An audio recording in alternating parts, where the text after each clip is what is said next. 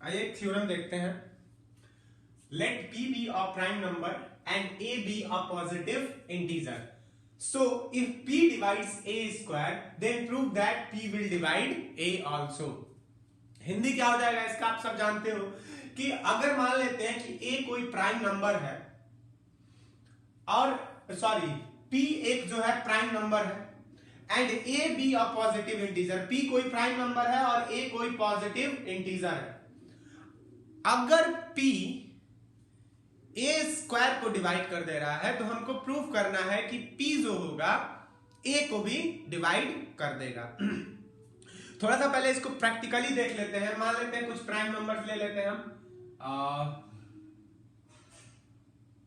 2 3 5 7 11 dot dot dot, ये होगा ना प्राइम नंबर। किनको बोलते हैं? जिसके दो फैक्टर्स होते हैं, वो खुद और एक 1।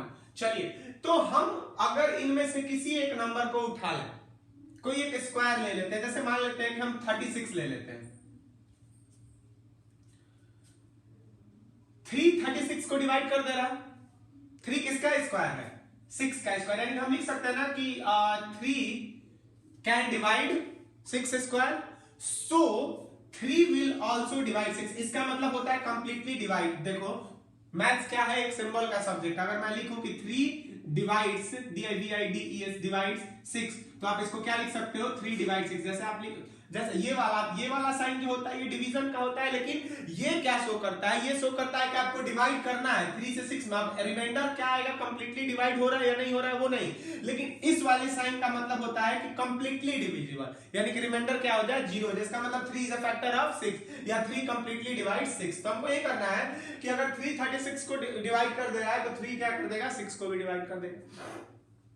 अगर कोई इसमें से नंबर ले लो, कोई भी नंबर ले लो, अगर 2 जो है 100 को डिवाइड कर दे रहा है तो 2 जो होगा 10 को भी क्या कर देगा? डिवाइड कर देगा। और ये प्राइम नंबर्स के साथ ही होता है। ऐसा नहीं है 4 एक प्राइम नंबर नहीं है ना, 4 36 को डिवाइड तो कर दे रहा है लेकिन 4 6 को डिवाइड नहीं कर पाएगा।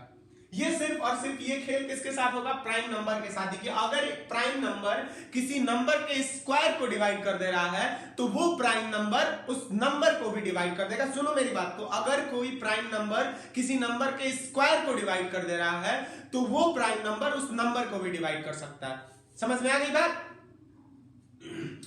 हाँ, कंपोजिट नंबर के साथ ये जरूरी नहीं है कि अगर कोई कंपोजिट नंबर किसी नंबर के स्क्वायर को डिवाइड कर दे तो जरूरी नहीं है कि वो कंपोजिट नंबर उस नंबर को भी डिवाइड कर दे। देख लीजिए 4 6 के स्क्वायर को तो डिवाइड कर सकता है लेकिन 4 6 को डिवाइड नहीं कर सकता है। तो यही चीज हमको क्या करनी है? प्रूव करनी है। आइए देखते हैं।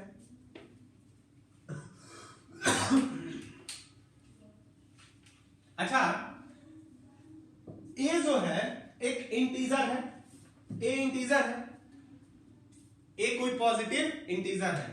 तो बाय प्राइम फैक्टराइजेशन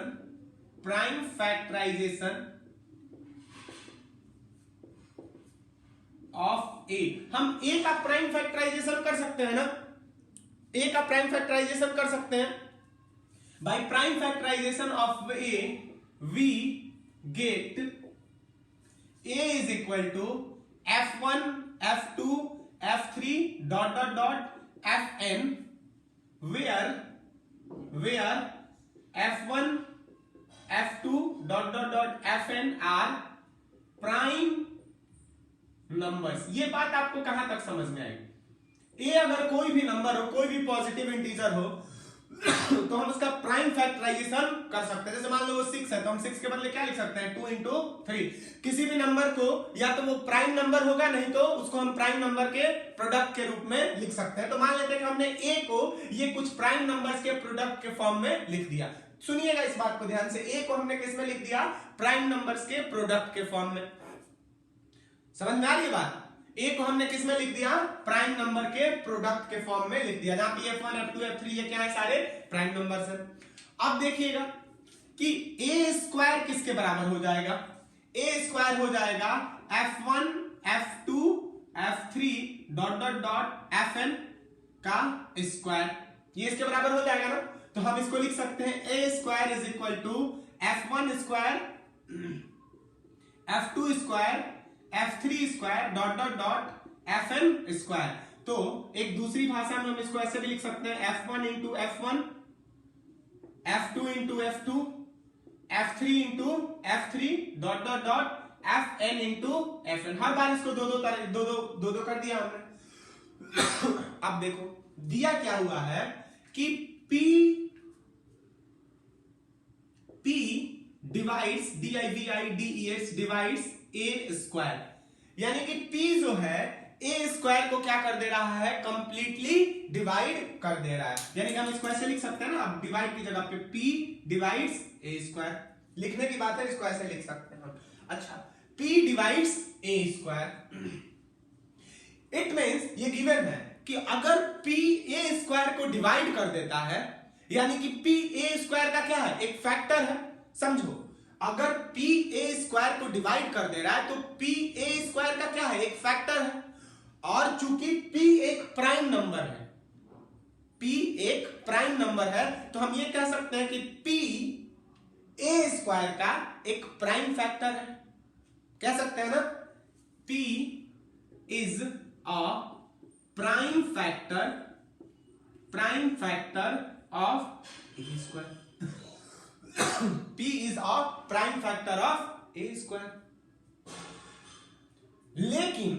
लेकिन but the factors FACTORS factors of a square के फैक्टर्स तो ये आए हैं। a का फैक्टर क्या आया था, f1 f2 f3 ऐसे ना, तो a स्क्वायर के फैक्टर्स क्या आ गए, ये वाले आ गए ना। But the factors of a square are f1 f2 f3 dot dot dot fn। समझो इस चीज को कि p जो है, p a स्क्वायर का एक प्राइम फैक्टर है, लेकिन a स्क्वायर के प्राइम फैक्टर्स तो ये आने, देखिए a स्क्वायर को हमने इस फॉर्मेट में लिखा है ना, a स्क्वायर को हमने किस फॉर्मेट में लिखा है, इसमें तो हर दो में से एक निकाल के लिखते हैं, ये सारे a स्क्वायर के प्राइम फैक्टर्स हुए। लेकिन ये एजम्पशन कह रहा है कि p भी एक a स्क्वायर का प्राइम फैक्टर है। तो लिखेंगे कि according to the uniqueness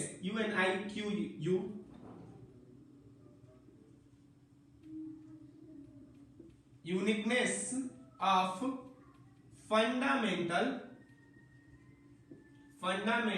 theorem of according to the fundamental uniqueness of fundamental theorem of arithmetic। सुनिएगा ध्यान से, हमारा ये एजम्पशन कह रहा है कि p जो होगा a स्क्वायर का एक प्राइम फैक्टर होगा, और ये वाली बात कह रही है कि a स्क्वायर के जो प्राइम फैक्टर्स होंगे f1 f2 f3 fn होंगे। और तीसरी बात कह रही है कि a स्क्वायर के जो भी फैक्टर्स होंगे वो यूनिक होंगे। यूनिक का मतलब कि एक ही रहेगा। सुनिएगा, कहने का मतलब ये है कि मैंने बोला था कि क्या बोला था कि every composite number can be expressed as the product of prime numbers, और वो जो प्राइम नंबर से हर बार क्या रहेंगे, सेम ही रहेंगे। यानी कि 6 के जो प्राइम फैक्टर्स रहेंगे वो 2 into 3 ही होगा, इसके अलावा और कुछ इसमें नहीं जोड़ सकते हो। हाँ, इसका ऑर्डर बदल सकता है, 3 into 2 हो सकता है। जैसे मान लो कि हो गया 24, तो 24 को 2 into 2 into 2 into 3 यही होगा। यानी कि ये 3 बार 2 और 1 बार 3 आएगा ही आएगा, भले ऑर्डर बदल लो, लेकिन हर बार यही रहेंगे। तो देखो a स्क्वायर के प्राइम फैक्टर्स ये आ रहे हैं f1 f2 f3 fn, लेकिन हमारा ये शो कर रहा है कि p भी a स्क्वायर का एक प्राइम फैक्टर है। तो ये दोनों अलग अलग बात है कि नहीं है। यहाँ पे a स्क्वायर का एक प्राइम फैक्टर p भी है, लेकिन यहाँ पे a स्क्वायर के prime factors f1 f2 f3 fn है। तो हम लिख सकते हैं कि सो p is one of f1 f2 f3 dot dot dot fn। हम ये लिख सकते हैं कि ये जो p होगा ये इनमें से ही कोई एक होगा, इनमें से ही कोई, ये मानी हुई चीज है ना भाई, ये f1 f2 f3 मानी हुई है ना, तो मान ये क्या हो जाएगा कि p इनमें से ही कोई एक होगा। p is one of f1 f2 f3 and fn। अब देखो, अब हमारे पास प्रूफ हो गया कि अगर p f1 f2 f3 fn में से एक होगा तो p will completely divide f1 f2 f3 fn, यहां पे कॉमा नहीं लगाएंगे, सॉरी, प्रोडक्ट है f1 f2 f3 fn। यानी कि P इनमें से कोई एक होगा तो इसको कंप्लीटली डिवाइड कर देगा ना, तो आगे क्या लिख देंगे हम कि P विल डिवाइड A। ये बात समझ में आई आपको? एक बार मैं फिर से रिकॉल करा देता हूं। देखिए कह रहा है कि P जो है A स्क्वायर को डिवाइड कर दे रहा है। तो हमने स्टार्टिंग में क्या किया कि A को इन कुछ नंबर्स का, कुछ प्राइम नंबर्स का प्रोडक्ट मान लिया। A का प्राइम फैक्टराइजेशन किया, तो अब ये तो आ नहीं रहा है, तो A का प्राइम फैक्टराइजेशन किया तो F1 F2 F3 Fn आ गया। समझो इस चीज को। अब सुनो, अब A स्क्वायर जो है, A स्क्वायर हमारा आ गया F1 F2 इसका होल स्क्वायर, यानी कि इसको हमने क्या कर दिया, ऐसे लिख दिया। अब कह रहा है कि ये A स्क्वायर के प्राइम फैक्टर्स आ गए। ये क्या आ गया, A स्क्वायर का प्राइम फैक्टर आ गया। अब कह रहा है कि P डिवाइड्स A स्क्वायर, यानी कि P is a prime factor of A square. P is a prime factor of A square, लेकिन A स्क्वायर की तो prime factors F1 F2 F3 Fn है।